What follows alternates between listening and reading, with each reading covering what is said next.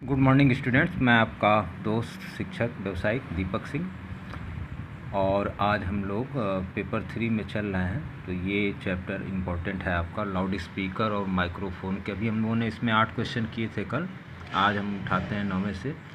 एक number 2 number के ही प्रश्न आएंगे। तो लाउड स्पीकर और माइक्रोफोन के कार्य सिद्धांत को बताएं। सब लोग जानते हैं लाउड स्पीकर एक तरह से आप इलेक्ट्रिकल सिग्नल को ध्वनि सिग्नल में बदल देता है, और माइक्रोफोन आप हाथ में लेते हैं तो ध्वनि सिग्नल को इलेक्ट्रिकल सिग्नल में बदल देता है, और फिर उसके बाद उसको लाउड स्पीकर से फिर हम ध्वनि सिग्नल में बदल लेते हैं।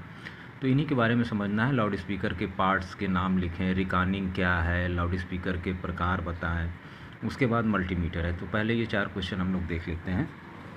लाउड स्पीकर एक ऐसी युक्ति है जो माइक्रोफोन या किसी सर्किट से जुड़ी रहती है, वैद्युत तरंगों को ध्वनि तरंगों में परिवर्तित करती है।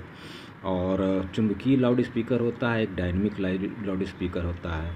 चुंबकीय में एक अस्थायी चुंबक होता है, जबकि डायनेमिक में सिर्फ वॉइस कंपन करती हैं, और ये डायनेमिक होता है। इसमें अस्थायी चुंबक के साथ डायनेमिक लाउड स्पीकर बना देते हैं, और विद्युत डायनेमिक लाउड स्पीकर से भी बनाते हैं।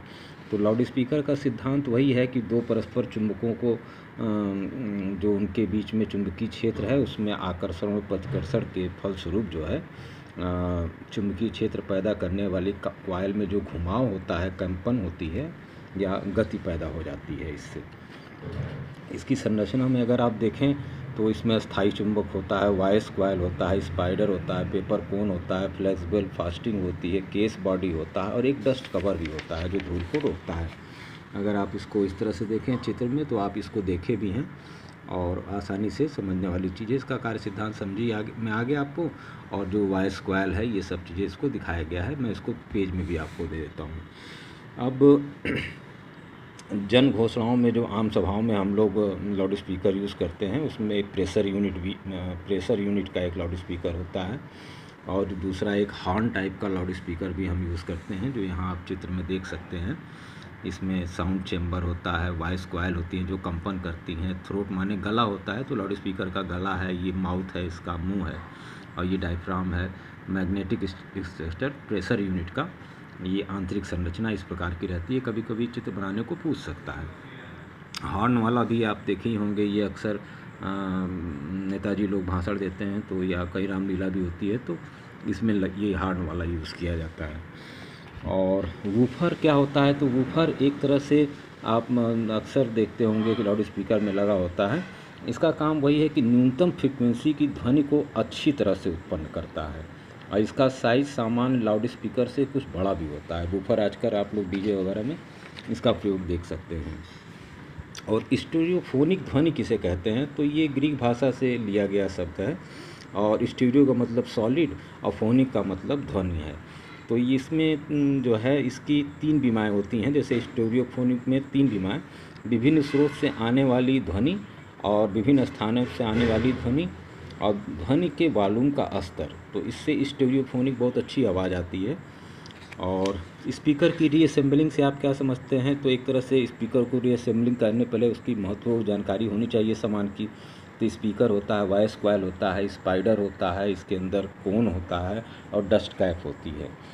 तो स्पीकर को भी इस तरह से आप समझिए, जब तक पार्ट नहीं जानेंगे तो आप इसका वो नहीं समझ पाएंगे। रिकॉर्डिंग करना एक तरह से इन सबों को एक साथ मतलब जोड़ना होता है, एक मतलब कोन को बदलना होता है, स्पाइडर कोन को सबको खोल के, और उसके बाद स्पीकर का रिपेयर एक तरह से कहिए, तो एक तरह से पूरा उनको फिर से खोल के और जोड़ना, इसको रिकॉर्डिंग कहते हैं। और इसके लिए आपको चाहिए क्या है, लकड़ी का गोल डंडा चाहिए, चाकू कैंची चाहिए, एक कनेक्शन वायर चाहिए, ब्लेड चाहिए, चिपकाने वाला पदार्थ चाहिए। तो इस तरह से पुराने स्पीकर को खोल के उसको फिर एडजस्ट करना। यहाँ देखिए चित्र में दिखाया भी है इस तरह से, यही रिकॉर्डिंग है, मतलब खोल के फिर उसको असेंबल करना आपको रिकॉर्डिंग से है। कुछ परिभाषाएं पूछ देता है, जैसे नोट्स क्या है। जब नोट्स क्या है, वाइब्रेशन कंपन जो होती है इसके डायफ्राम में स्पीकर, इसी को हम नोट्स कहते हैं। वीजर क्या है, वीजर एक छोटा कोन डायफ्राम होता है, और इसमें ये यूनिट स्पीकर में यूज होता है, और इसमें मिड रेंज की और हाई रेंज की फ्रीक्वेंसी का रिस्पांस बढ़ जाता है वीजर से। तो ये एक छोटी सी परिभाषा हुई। और हेडफोन तो आप लोग यूज़ करते ही हैं, ये एक सरल हेडफोन होता है। इसमें एक अस्थाई छड़ चुंबक लगा होता है, दो नर्म लोहे के योग पर दो कॉइल लगाई जाती हैं, और इसके अंदर इस तरह से डायफ्राम होता है, और इसको दो सिरों को जोड़कर बाहर निकाल दिया जाता है तार से। तो इसका कार्य वही अस्थाई चुंबक में जो है डायफ्राम अपनी ओर आकर्षित कर लेती है, कॉइल को AF वोल्टेज पर उसका चुंबकीय क्षेत्र पैदा हो जाता है। और इसको जो है, इसके गुण हैं कि हेडफोन का इम्पीडेंस 200 ओम से 2000 ओम तक होता है। एक नंबर का सवाल, 200 ओम से 2000 ओम तक का होता है। इससे एक आदमी काम सुन सकता है। और इसकी दोष भी वही है कि इसकी जो फाइडेलिटी है लाउड स्पीकर के अपेक्षा बहुत कम होती है। संगीत का कार्यक्रम बहुत स्पष्ट नहीं सुनता तक गायक, और संगीत की ध्वनि बहुत अगर अच्छा नहीं है तो इसमें सही नहीं यूज होता है। इसका उपयोग टेलीफोन, वायरलेस उपकरण में किया जाता है। ईयरफोन, इस तरह का हेडफोन आप लोगों ने देखा होगा ईयरफोन, इसमें 2 रिसीवर यूनिट होती है, और इस प्रकार जोड़ दिया जाता है कि पत्ती के ऊपर के दोनों रिसीवर दोनों कानों में सट जाएं। तो इसका भी उपयोग हम लोग करते हैं। ध्वनि तरंगों का बारे में आपसे पूछ लिया जाता है। ध्वनि की तो डेसिबल इसकी यूनिट होती है, आप मोबाइल में भी डाउनलोड कर सकते हैं साउंड मीटर। तो 3 वर्गों में रखा जाता है। कुछ ध्वनियाँ जो सुन ली जाती मानव कान द्वारा, श्रव्य तरंगे इसे कहते हैं, और कुछ नहीं सुनी जा सकती हैं, अश्रव्य होती हैं, और पराश्रव्य होती हैं जो कि 20 किलोहर्ट्ज़ से अधिक की तरंगे, ये 1 नंबर के सवाल में आएगा, पराश्रव्य कहलाती हैं। ये मानव कान द्वारा भी नहीं सुनी जा सकती हैं। और चमगादड़ इनको सुन सकता है। तो चमगादड़ को सुनने का अगर आपसे पूछ ले तो पराश्रव्य तरंगे होती हैं, और 20 किलोहर्ट्ज़ से अधिक की होती हैं। और अपश्रव्य तरंगे होती हैं, ये 50 हर्ट्ज़ से, हर्ट्ज़ मतलब फ्रीक्वेंसी है, फ्रीक्वेंसी की इकाई है, ध्वनि की नहीं, से कम फ्रीक्वेंसी जो है ये अश्रव्य तरंगे कहलाती हैं। और इसको हम लोग मतलब इनको सुनना थोड़ा सा असमर्थ होता है, फुसफुसाहट की आवाज़ आती है। और श्रव्य तरंगे क्या हैं, जो मानव कान द्वारा सुनी जा सकती हैं। इसकी रेंज जो पूछता है तो आप बताएं 20 से 20 किलोहर्ट्ज़ तक, ये आप जो है ये सुनने की सीमा है इसकी।